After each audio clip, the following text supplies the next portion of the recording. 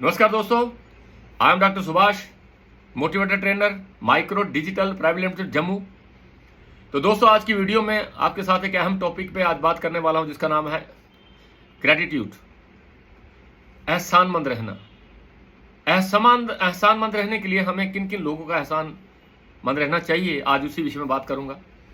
तो सबसे पहले मुझे एहसानमंद रहना है उस भगवान का, उस गॉड का, जिसकी वजह से ये बहुत खूबसूरत दुनिया मिली, जिसकी वजह से वंडरफुल इन्वायरमेंट मिली, जिसकी वजह से बहुत सारे लोग मिले, जिसकी वजह से एंजॉय करने के लिए बहुत सारी चीज़ें मुझे मिली। तो मुझे थैंकफुल रहना चाहिए उस भगवान का, उस गॉड का, जिसकी वजह से इतना बहुत खूबसूरत संसार मिला। क्या क्या दिया है हमें कुदरत ने दोस्तों, इसका हम हमेशा एहसानमंद रहिएगा। वो चीज़ें हमें ऊपर वाले ने दी है जिसको हम एंजॉय कर सकते हैं, जिसमें हमें बहुत मजा आता है।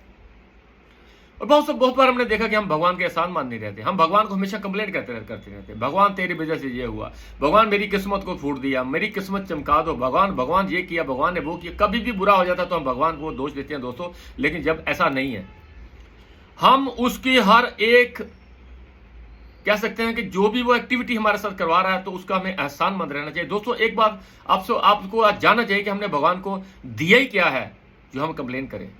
हमेशा मांगने की कोशिश करते हैं और हमेशा हमको देता ही रहता है, फिर भी हम कंप्लेन करते हैं। कंप्लेन करना छोड़िए, सिर्फ उसका थैंक करिए, क्योंकि वो नहीं, अगर उसने हमें इतना बड़ा ये जो समाज दिया है, इतनी बड़ी दुनिया दिया है, इतनी बड़ी कायनात दी है, इतनी बड़ी खूबसूरत दुनिया से हमें नवाजा है, तो हमें उसका हमेशा थैंक्स करना चाहिए। बात करता हूं दोस्तों एक ऐसे पेशेंट की जो हॉस्पिटल में दाखिल होता है, तो उसको ऑक्सीजन का सिलेंडर लगा दिया जाता है।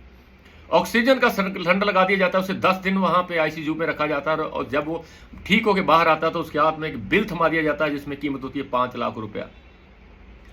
10 दिन की कीमत उस ऑक्सीजन के सिलेंडर की 5 लाख रुपया अगर हो सकती है, तो दोस्तों आप सोचिए कि ये भगवान, जिस गॉड की मैं बात कर रहा हूं, वो कितने गैलन, कितनी मैं मेजरमेंट नहीं कर सकता, कितनी ऑक्सीजन हमें सदियों से दिया जा रहा है, लेकिन हमने उसका कभी एहसान जताया ही नहीं, हमें उससे कभी एहसानमंद नहीं रहे, हमने कभी थैंक्स नहीं किया कि आप रोज कितने गैलन, कितनी ऑक्सीजन लोगों को प्रोवाइड कर रहे हो। क्या उसका हमें थैंक्स नहीं करना चाहिए? थैंक्स करना चाहिए, लेकिन हम करते नहीं है। लेकिन एक 10 दिन के लिए अगर आपको आर्टिफिशियल से ऑक्सीजन दी जाती है, तो उसकी कीमत वसूली जाती है। तो मैं कहता हूं कि भगवान का आपको हमेशा थैंकफुल रहना चाहिए। और दूसरी बात किसका थैंकफुल रहना चाहिए? वो रहना चाहिए हमें पेरेंट्स का, उन पेरेंट्स का जिनकी वजह से हमें समाज देखने को मिला, जिनकी वजह से हमारा जन्म हुआ, जिनकी वजह से हमारी परवरिश हुई। उन्होंने अपनी तरफ से जितना कर सकते हैं उसने किया। ये हमेशा याद रखिए, अगर उन्होंने आपको जवान कर दिया, उन्होंने आपकी अगर परवरिश कर दिया, तो ये सबसे बड़ी बात है। इसके बाद अगर वो कुछ देते नहीं है, तो वो उस पर गिला करने की जरूरत नहीं, क्योंकि उन्होंने आपको एक खूबसूरत दुनिया में लाने का जो प्रयास किया था, जो 9 महीने आपकी माँ ने पीड़ा सहन की थी, उसका हमेशा एहसानमंद रही है कि वो अगर माँ ना होती, मेरा पिता नहीं होता, तो आज ये दुनिया देखने को नहीं मिलती। दोस्तों, हमें हमेशा एहसानमंद रहना उन लोगों का जिनका हमारी जिंदगी में कोई ना कोई रोल रहा होगा। तो हमें पेरेंट्स का कभी भी हम मूल्य नहीं चुका सकते, लेकिन पेरेंट्स के लिए हमेशा हमें एहसानमंद रहना है कि यही 2 लोग हैं, यही 2 शख्स हैं, जिनकी वजह से ये खूबसूरत दुनिया मुझे मिली। इसके बाद कामयाबी शुरू होती है मेरी, इसके बाद रोल होता है शुरू मेरा। मैं करूंगा अपने आप को, उस भगवान के दिए हुए संसार को, मेरे माँ बाप के दिए हुए उस जन्म को मैं कारागार साबित करूंगा। तो हमें हमेशा पेरेंट्स का एहसानमंद रहना चाहिए, क्योंकि पेरेंट्स एक ऐसी धरोहर है दोस्तों, ये डे बाय डे बूढ़े होते जा रहे हैं, डे बाय डे इनकी उम्र कम होती जा रही है, और एक दिन ऐसा आएगा ये आपको छोड़ के चले जाएंगे, फिर आप इनकी सेवा भी नहीं कर सकेंगे। फिर इनके एहसानमंद रहने के लिए आप चिल्लाएंगे, चीखेंगे, और आपको मौका तक नहीं मिलेगा। अगर आपके पास माँ बाप है ना, तो दोस्तों आप बहुत लकी हो। हमेशा उनके एहसानमंद रहिए कि हे प्रभु, मेरे माँ बाप को कभी तती हवा नहीं लगनी चाहिए, मेरे बाप को कभी कष्ट नहीं होना चाहिए। अगर ऐसी सोच के साथ अगर आप इस समाज में आप रह रहे हो, तो मुझे लगता है कि भगवान के बनाए हुए आप एक अच्छे इंसान हो। तो उसके बाद दोस्तों बात आती है, हमें समाज का एहसानमंद रहना चाहिए। जिस समाज में आपको इज्जत दी है, जिस समाज में आपको चलने का मौका मिला, जिस समाज में आप आजाद घूम रहे हो, उस समाज को भी हमें उसकी एहसानमंद रहना चाहिए। और उसके बाद हमें एहसानमंद रहना चाहिए उस कंट्री का, जिस कंट्री में हमारा जन्म हुआ, जिस कंट्री का नाम है इंडिया, भारत, हिंदुस्तान। उस कंट्री का हमें हमेशा एहसानमंद रहना चाहिए। एक ऐसे खूबसूरत देश में हम पैदा हुए, जिस देश में हर इंसान आजाद है, हर इंसान को अपने मन की जिंदगी जीने का हक है। दोस्तों, हमें कंट्री के प्रति भी हमें एहसानमंद रहना चाहिए। और उसके बाद एहसानमंद रहना चाहिए सर उस बिजनेस का, जिस बिजनेस में आप हो। आपने ठीक सोच रहे हो, मैं माइक रोड की बात कर रहा हूँ। हमें माइक रोड में रहकर भी उन लोगों का एहसानमंद रहना चाहिए जिन लोगों की वजह से आज हमारा नाम बन रहा है, जिन लोगों की वजह से हमें एक रास्ता मिला, जिन लोगों की वजह से आज हमारी जिंदगी में चेंज आता जा रहा है। मैं बात कर रहा हूँ Mike Road Digital Private Limited Jammu. इनके उन बोर्ड ऑफ डायरेक्टर्स का हमें हमेशा एहसानमंद रहना चाहिए, उन बोर्ड ऑफ डायरेक्टर की सोच के एहसानमंद रहना चाहिए, उन बोर्ड ऑफ डायरेक्टर्स के ने जो प्लान डिजाइन किया है उसकी जो पेड पे आउट है उसका हमें एहसानमंद रहना चाहिए, जो प्रोडक्ट इजाद किए है उसका हमें एहसानमंद रहना चाहिए, उनकी सोच जो उनका एक दिमाग में एक आइडिया आया, जिस आइडिया की वजह से माइक रोड को जन्म दिया उन लोगों ने, हमें उनका हमेशा एहसानमंद रहना चाहिए। एहसानमंद इसलिए रहना चाहिए कि उनकी वजह से आज हमारा एक नाम है, लोग मुझे जानते हैं, मेरा नाम दुनिया में मशहूर होता जा रहा है। ये हमें एहसानमंद रहना चाहिए उन लोगों का जिनकी वजह से माइक रोड का जन्म हुआ, जिनकी वजह से हम सब हैं, जिनकी वजह से आज 2,500 लोगों को एक रास्ता मिला अपनी जिंदगी को एक लाइफस्टाइल में चेंज करने का। हमें एहसानमंद रहना है उन लोगों को, उन इंसान को, उस इंसान का हमें इंसानमंद रहना चाहिए जो मेरा स्पॉन्सर है, जिसने मुझे प्लान दिखाया और इस खूबसूरत दुनिया में मेरा कदम रखवाया और मुझे हाथ पकड़ के चलना सिखाया। मैं बात कर रहा हूं उस इंसान की जिसने आपको माइक रोड का प्लान दिखाया और आपकी एंट्री डाली। वो उससे इस काम में रहा या नहीं रहा, उसने काम किया या नहीं किया, लेकिन उसका हमें एहसानमंद रहना है क्योंकि उसने एक ऐसा रास्ता आपको दे दिया कि आप भी करोड़पति बन सकते हो। उसका एहसानमंद रहिएगा हमेशा, और हमेशा एहसानमंद रहिए उस अपलाइन का जो आपके साथ काम करवा रही है, उस इंसान का जो आपका हाथ पकड़ के आपको सिखाने की कोशिश कर रहा है, आपको समझाने की कोशिश कर रहा है, आपको आपसे मिलाने की कोशिश कर रहा है, आपको नेगेटिव लोगों से बचाने की कोशिश कर रहा है, आपको उस मंजिल तक पहुंचाने की कोशिश कर रहा है जिस मंजिल का नाम है दोस्तों BMW 1,10,00,000 रुपया। उस अपलाइन का हमेशा एहसानमंद रहिए। अपलाइन वो ऐसी चीज जो आपको एक, मैं कहता हूं by the grace of God, उस भगवान की, उस प्रभु की, उस साईनाथ की असीम कृपा थी कि आपको एक अच्छी अपलाइन मिली। अगर आपकी अच्छा अपलाइन अच्छी है तो उसका हमेशा एहसानमंद रहिए, उसे कभी भी टीज मत कीजिए, उसे कभी धोखा मत दीजिए, उसके साथ कभी छल कपट मत कीजिए। दोस्तों अगर आपकी अपलाइन अच्छी है ना तो आप जिंदगी में बहुत बड़ा कर जाएंगे। हमें एहसानमंद रहना उस अपलाइन का जिस अपलाइन ने आपके साथ काम करवाया, आपके लेवल की है, चाहे वो 15,000 का है, चाहे 25,000 का, चाहे 1 लाख का, चाहे 10 लाख का, चाहे 50 लाख का हो, लेकिन उसका एहसानमंद जरूर रहिए। और जरूर रहिए उन लोगों का एहसानमंद जिन्होंने आपके एक प्लान पे 1-2 हज़ार की एंट्री दी थी, काम किया या नहीं किया। हमें एहसानमंद रहना उन इंसानों का, उन लोगों का जिन्होंने हमारा साथ दिया। एक एंट्री अगर नहीं लगती तो मेरा 19 से 20 नहीं होता, एक एंट्री नहीं लगती तो मेरा 1600 1599 से 1600 नहीं होता, एक एंट्री नहीं लगती तो मेरा 22,999 के बाद 23,000 नहीं होता। तो दोस्तों उस एंट्री की हमेशा कदर करिए, उसके एहसानमंद रहिए जिसने एक भी एंट्री दी, चाहे उसने काम किया या नहीं किया। उस इंसान का भी हमें एहसानमंद रहना पड़ेगा जिन इंसानों ने एक प्लान दिखाया, एंट्री आई या नहीं आई,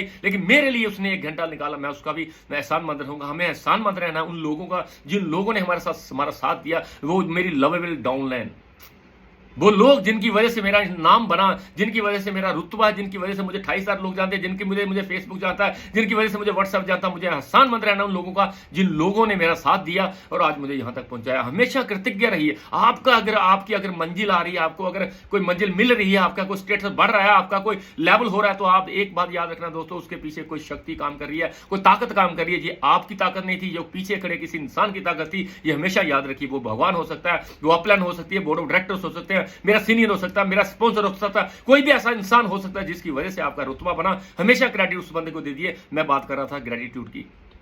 एहसानमंद रहना, कृतज्ञ रहना किसी इंसान का कि जिसकी वजह से मेरा हुआ। अगर आज मेरी को लेवल हुआ, अगर आज मैं ऐसे बोल रहा हूं, अगर आज मैं मोटिवेटेड ट्रेनर हूं, तो इसके पीछे भी किसी न किसी शक्ति ने हाथ जोड़ के खड़े होंगे जिसकी ब्लेस मुझे मिल रही है और मैं आज ये काम कर रहा हूं। तो दोस्तों हमेशा कृतज्ञ रहिए उन लोगों का, उस डाउनलाइन का, जिन लोगों की वजह से आपका रुतबा है। दोस्तों आज जो बात मैं कर रहा था ना, ये मेरे दिल की एक इच्छा थी कि मैं आपको बताऊं कि हमें एहसानमंद रहना उन लोगों का जिन्होंने कभी आपका साथ दिया होगा। हो सकता है आज वो आपका साथ नहीं दे रहे होंगे, लेकिन उसकी वैल्यू आपके दिमाग में उतनी ही रहनी चाहिए जितनी 10 साल पहले थी, जितनी 2 साल पहले थी, जितनी 3 साल पहले थी। हो सकता है उसने काम करना छोड़ दिया हो सकता है उसके हालात अच्छे ना हो सकता है, लेकिन उस वक्त को याद कीजिए जब उसने आपका साथ दिया था। आप मुश्किल में थे, वो आपके साथ खड़ा था। उसने बोला था, सर अगर आप आधी रोटी खाएंगे तो मैं भी आधी खाऊंगा, अगर आप भूखे सोएंगे तो मैं भी भूखा सोऊंगा, अगर आपको नींद नहीं आएगी तो मैं भी जागूंगा। ऐसे हालातों में अगर उसने आपका साथ दिया, हमेशा हमें याद रखना है। आज हालात कुछ भी हो दोस्तों, लेकिन बीते हुए कल को कभी भूलना नहीं चाहिए। औकात हमेशा याद रखिए, औकात ही आपको ऊपर लेके जाएगी। अगर आप औकात भूल जाएंगे तो आप कभी कामयाब नहीं होंगे। मैं अपनी सेल्फ स्टोरी सुनाता हूं लोगों को। वो मेरी औकात थी, वो मेरी औकात थी, वही औकात आज मुझे बता रही है कि तू ऐसा था, आज ऐसे हुआ, और इन सब लोगों की वजह से हुआ। जो मेरे साथ हुआ मैंने आज आपके साथ इस वीडियो में वही शेयर किया जो मैंने महसूस किया कि ऐसा मुझे करना चाहिए। मुझे कृतज्ञ रहना है उन लोगों का जिन लोगों ने मेरा साथ दिया। दोस्तों एक स्टोरी के साथ आपको इस वीडियो में मैं विराम दूंगा। वो स्टोरी ये है कि जब भी आपको पता होगा कि रामायण को सब जानते हैं, रामायण की स्टोरी सब जानते हैं, क्योंकि हर साल के बाद नवरात्रे आते हैं, रामलीला होती है, हर बंदा रामलीला देखता है, या तो वीडियो में देखता है, या तो टीवी में देखता है, या तो खुद देखता है। लेकिन स्टोरी सबको पता है कि एक बार ऐसा हुआ था जब हनुमान जी की पूंछ में आग लगाई थी और लंका का दहन हुआ था। ऐसा आपको पता है। आपको पता है कि हनुमान जी की पूंछ में आग लगाने के बाद पूरी लंका को जला के वो चला गया था, उसका एक भी बाल बांका नहीं हुआ। आपको क्या लगता है कि हनुमान जी को इतने ताकतवर थे कि रावण ने अगर उसको आग लगाई तो उसको पूंछ का बाल बांका ना हो? ऐसा कभी नहीं हो सकता दोस्तों। रावण भी एक शक्ति थी, रावण भी एक पावर थी। रावण ऐसी पावर थी कि उसको वरदान था कि उसका कोई बाल बांका नहीं कर सकता, उसको मार भी कोई नहीं सकता। लेकिन उस रावण ने जब उसके पूंछ में आग लगाई तो क्या हुआ, इस स्टोरी के पीछे मैं आपको बताने जा रहा हूं। ग्रेटिट्यूड। ग्रेटिट्यूड क्या होता है कि उसको लगा, कभी कभी ऐसा होता है कि जब मैं कोई प्लान करके एंट्री लाता हूं, जब मेरी इनकम बढ़ जाती है, जब मेरा लेवल होता है, तो मुझे लगता है सब कुछ मैंने किया। ऐसा नहीं है दोस्तों। जब उसकी पूंछ में आग लगाई थी तो सीता मां ने अग्निदेव का आह्वान किया और अग्निदेव को कहा कि इसका बाल भी बांका नहीं होना चाहिए, ये मेरा बेटा है, अग्निदेव इसकी रक्षा करना। इस ग्रेटिट्यूड की वजह से हनुमान जी को आंच नहीं आई थी, वरना रावण ने हजारों बार नहीं, एक बार जब हनुमान का और रावण का युद्ध चल रहा था तो हनुमान जी को रावण ने मूर्छित कर दिया था। ये आपको शायद पता नहीं है, अगर आप स्टोरी को ध्यान से देखेंगे तो मूर्छित कर दिया। जिस रावण ने हनुमान जी को मूर्छित करने की ताकत रखता हो कि उसने अगर उसकी पूंछ में आग लगाई हो और उसका एक भी बाल ना जला हो, ऐसा कैसे हो सकता है? और पूरी लंका जल गई हो और एक आंच नहीं आई हो, तो कहने का मतलब ये है कि उसके पीछे हाथ सीता माता ने हाथ जोड़ रखे थे। इसलिए मैं कहता हूं, जब भी आपकी कामयाबी आपके चरम सीमा पे होती है तो आप हमेशा ये याद रखना कि किसी ने हाथ पीछे किसी और ने जोड़ रखे हैं। जब ऐसा सोचेंगे दोस्तों, आप एक अच्छे इंसान बन जाएंगे, आप एक कामयाब इंसान बन जाएंगे, आप एक ऐसे इंसान बनेंगे जिनकी लोग मिसालें देंगे, क्योंकि आपका सोचने का अंदाज जो है ना वो सबसे अलग होगा।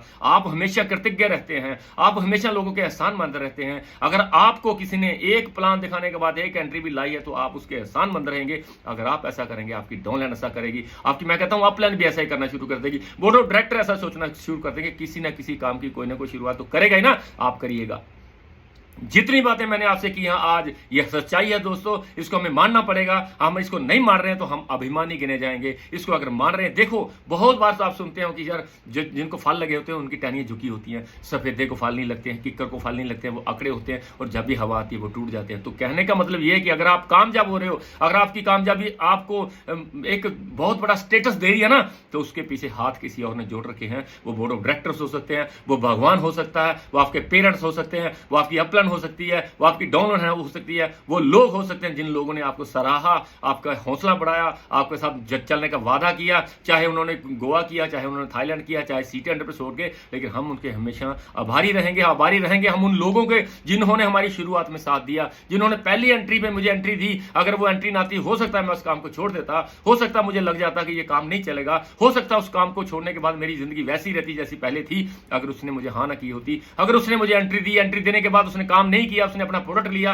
वो सेटिस्फाइड होकर घर बैठा हो, लेकिन हमें उसका भी एहसानमंद रहना चाहिए कि अगर वो 4 लोग अगर मेरे साथ नहीं जुड़ते, अगर 4 लोग नहीं जुड़ते तो मेरा डिनर सेट नहीं होता, मेरा हौसला नहीं बढ़ता और मैं काम को नहीं कर पाता। तो ये बात हमेशा याद रखिए, अगर वही 4 लोग आपको नो बोल देते, हो सकता आप जिंदगी में घर बैठ जाते। तो हमेशा कृतज्ञ रहिए उन लोगों को जिन्होंने आपका साथ दिया, चाहे वो बुरा वक्त था, चाहे अच्छा वक्त था। अपने भूले हुए, अपने बीते हुए वक्त को कभी भूलिएगा मत दोस्तों। औकात हमेशा याद दिलाती है कि तू क्या था, आज तू क्या है और किन की वजह से। अगर आपको ये महसूस हो रहा है कि मेरी कामयाबी किसी और की वजह से है, तो दोस्तों आपकी जिंदगी में कभी कामयाब होने से आपको कोई रोक नहीं पाएगा। क्योंकि इन ऐसी सोच के साथ अगर आप जिंदगी जी रहे हो, ऐसी सोच के साथ अगर आप काम कर रहे हो, भगवान आपको ब्लेस करेगा। ऊपर बैठा हुआ भगवान आपके ऊपर प्राउड फील कर रहा है कि ये मेरी सर्वश्रेष्ठ रचना जो मैं बोलता था, ये वो बंदा है जिसने साबित किया कि हर इंसान का एहसानमंद रहना चाहिए। और आज की वीडियो में दोस्तों मैं एक ही बात कहूंगा कि अगर आप दुनिया में आए हो, तो अगर आप कामयाब हो रहे हो तो हाथ किसी और ने जोड़ रखे हैं, ये हमेशा याद रखिए। और लास्ट में उन शब्दों के साथ इस वीडियो को विराम दूंगा